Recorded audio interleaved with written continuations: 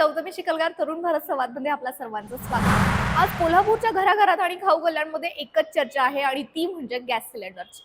आखाती देशातल्या युद्धाची आग थेट आपल्या कोल्हापूरच्या किचन पर्यंत पोहोचली आहे का? हॉटेल मालक हवालदिल झालेत, विद्यार्थ्यांच्या खानावळी बंद होण्याच्या मार्गावर आहेत आणि सगळ्यात महत्त्वाचं म्हणजे आपल्या कोल्हापूरच्या करवीर निवासिनी अंबाबाईच्या प्रसादावर सुद्धा आता गॅस टंचाईचं सावट आहे। नक्की काय चाललंय, जिल्हा प्रशासन यावर काय म्हणतंय, यासह पाहूयात कोल्हापुरातल्या दिवसभरातील महत्त्वाच्या बातम्या। इराण इस्रायल युद्धाचा मोठा फटका कोल्हापुरातील हॉटेल व्यवसायाला बसलाय। कमर्शियल गॅसचा पुरवठा ठप्प झाल्यानं कोल्हापुरातील हॉटेल मालक संघानं जिल्हाधिकाऱ्यांची भेट घेतली आहे। अनेक हॉटेल्स आणि खानावळींमध्ये अवघा 1 ते 2 दिवस पुरेल इतकाच गॅस शिल्लक आहे। यामुळे विद्यार्थ्यांच्या खानावळी बंद होण्याची भीती निर्माण झाली असून घरगुती गॅसचा व्यावसायिक वापर रोखण्यासाठी प्रशासनाने तपासणी पथके तैनात केली आहेत। आता आमच्याकडे जवळपास 150 पोरं आहेत। त्यांच्या ॲडव्हान्स पैसे आम्ही घेऊन बसलेलो आहे। आता त्यांना काय उत्तर द्यायचं? उद्या बंद म्हटलं तर ती पोरं बाहेरच्या गावावरून आलेले, त्यांना काय कुठं जाणार ते? आणि आम्हाला काय उत्तर द्यायचं? किंवा ते सोडा, बाकी चहाला जरी गिरायक जरी आला आम्हाला तरी आमच्या छातीत कळायला लागले की ते त्यांना आम्ही चहा देतो म्हणायचं की नाही म्हणायचं, कारण आहे तो गॅस आम्हाला मेसच्या पोरांना पाहिजेत। नाश्ता आणि चहासाठी आमच्याकडे गॅसच नाही आता शिल्लक। आता आम्ही नाही 17-18 किलो पीठ लागते मुलांना। सगळी बाहेरची 100-150 पोरं बाहेरचीच आहेत। आता परीक्षा चालू आहे आणि आता गॅस नाही तर त्यांना देणार तर काय आम्ही? आणि ती घरात जाऊन म्हणायला घर बी त्यांचं जवळ नाही, घरात जाऊन जेवतील। बाहेरची सगळी मुलं बाहेरची 100-150 तरी मुले आहेत बाहेर तो दिवसभरात। आणि आता सध्या तर त्यांची परीक्षा चालू आहे। बाहेर जाऊन असं खाण्यासारखी बी त्यांच्या एवढी म्हणजे परिस्थिती नाही। इथंच पैसे त्यांनी आधी ऍडव्हान्स भरलेले आहेत। काय आता इथं होईल तेच। आता उद्या संपल्यावर गॅस काय द्यायचं ते त्यांना प्रश्न, आम्हाला प्रश्न पडलाय काय द्यायचं त्यांना। तुमचं बी यानंतर मग काम बंद, आमचं बी काम बंद राहणार। आता गॅसच नाही म्हणल्यावर काय करणार? मग आमचा बी रोजगार बंद, तोच प्रश्न पुढे। नुकसानच की पुढं प्रश्न, पुढचं काय तर नियोजन असते ना ह्याच्यावर काम। आता हेच काम बंद पडल्यावर पुढं काय करणार आम्ही? ही युद्धाची स्थिती दिवसेंदिवस भीषण आणि भयानक होत चाललेली आहे। तर त्या संदर्भात सर्वकडून आम्हाला सर्व हॉटेल व्यावसायिकांकडून कॉल आलेले की काय करायचं पुढं। आम्ही देखील संभ्रमावस्थेत पडलो आणि आज म्हटलं फायनली कलेक्टर साहेबांची मीटिंग घेणं गरजेचं आहे। आपल्या ऑफिसरना पण आम्ही भेटणार आहे। जयसिंगपूर येथील एका सराफ व्यावसायिकाच्या त्रासाला कंटाळून एका व्यक्तीनं शिरोळ तहसील कार्यालयात आत्मदहन करण्याचा प्रयत्न केल्यानं खळबळ माजली। अंगावर रॉकेल ओतून ही व्यक्ती थेट नायब तहसीलदारांच्या केबिन पर्यंत पोहोचली होती। मात्र तिथं उपस्थित असलेल्या अधिकारी आणि कर्मचाऱ्यांनी प्रसंगावधान दाखवत त्यांच्या हातातील काडीपेटी हिसकावून घेतल्यानं मोठा अनर्थ टळलाय। 20 लाख रुपयांच्या वसुलीसाठी संबंधित सराफ व्यावसायिक मानसिक त्रास देत असल्याचा आरोप या व्यक्तीनं केला असून शिरोळ पोलीस या प्रकरणाचा अधिक तपास करत आहेत। व्यावसायिक गॅसचा पुरवठा बंद झाल्यानं करवीर निवासिनी अंबाबाई मंदिराच्या अन्नछत्र सेवेवर टांगती तलवार आली। ट्रस्टकडे फक्त 4 ते 5 दिवस पुरेल इतकाच साठा शिल्लक असून भाविकांची सेवा अखंड ठेवण्यासाठी प्रसादातील काही पदार्थ कमी करण्याचा विचार सुरू आहे।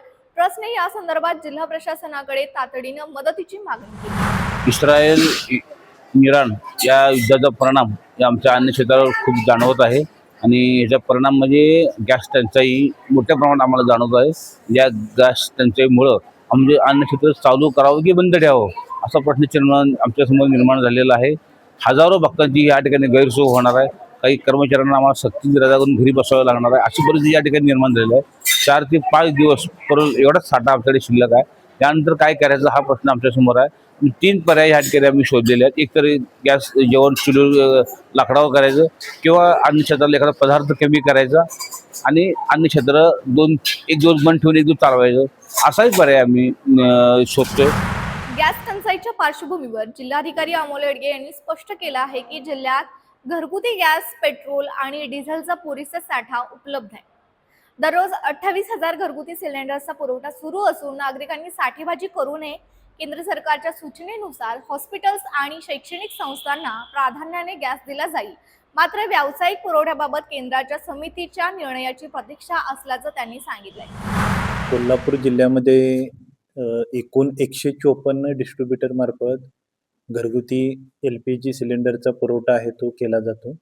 साधारणतः आपला जिल्ह्याचा दररोजचा मागणी घरगुती LPGची 28,000 असते.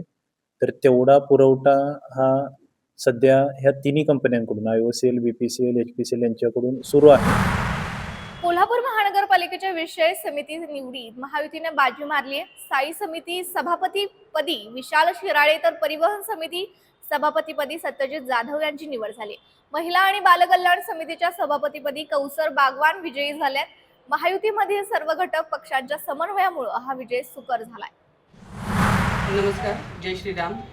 महानगरपालिका आणि इलेक्शन हे गणित नेहमीचं आणि खूप सगळ्यांच्या महत्त्वाचं आणि ऐच्छिक आणि खूप आनंदाची गोष्ट असते. अशा काही राहिलेल्या निवडी मग ज्याच्यामध्ये स्टँडिंग समिती सभापती असू देत किंवा परिवहन सभापती असू देत, या सगळ्या निवडी आज पार पडल्या आणि या निमित्ताने एक महापौर म्हणून या सर्व सभापतींचं मनापासून खूप खूप अभिनंदन करतो. शाहूवाडी पंचायत समितीच्या सभापती आणि उपसभापती क्रिएट जनसुराज्य काँग्रेस आघाडीच्या प्रियंका भोसले यांची सभापतीपदी तर अमरसिंह खोत यांची उपसभापतीपदी निवड झाली आहे. या निवडीमुळे पंचायत समितीवर सत्तांतर झालं असून जनसुराज्य काँग्रेस आघाडीचा झेंडा फडकला. आदरणीय जनसुराज्य शक्ती पक्षातून कोरे साहेब यांच्या माध्यमातून तसेच माननीय सर्जेराव दादा पेरेडकर यांच्या माध्यमातून शाहूवाडी तालुक्याचा विकास करण्याची मला संधी मिळाली. त्या संधीसाठी सोलापूर मुरगुडच्या आठवडी बाजारात एक म्हैस अचानक बिथरल्यानं मोठी धावपळ उडाली आहे. ही म्हैस थेट एका घराच्या पायऱ्या चढून टेरेसवर गेली आणि तिथे मोठी मोडतोड केली आहे. स्थानिक तरुण आणि त्याच्या सहकार्यांनी धाडस दाखवत म्हैशीला शांत करून खाली उतरवलं, ज्यामुळे संभाव्य अपघात टळलाय. करवीर तालुक्यातील सडोली खालसा इथं भोगावती नदीच्या काठी पिवळी धमक सूर्यफुलं बहरली आहे. नदीचा काठ आणि सूर्यफुलांचा हा नयनरम्य नजारा सध्या सर्वांचंच लक्ष वेधून घेतो. तर या होत्या आजच्या जिल्ह्यातल्या महत्त्वाच्या घडामोडी. गॅस टंचाईच्या बातम्यांनी अनेकांच्या मनात शंका कुशंका आहे, हे खरं आहे. पण जिल्हा प्रशासनाने अफवांवर विश्वास न ठेवण्याचं आवाहन केलंय. त्यामुळे घाबरून न जाता संयम ठेवूया. उद्या पुन्हा भेटूया नव्या बातमीपत्रात. तोपर्यंत पाहत रहा तरुण भारत संवाद कोल्हापूर.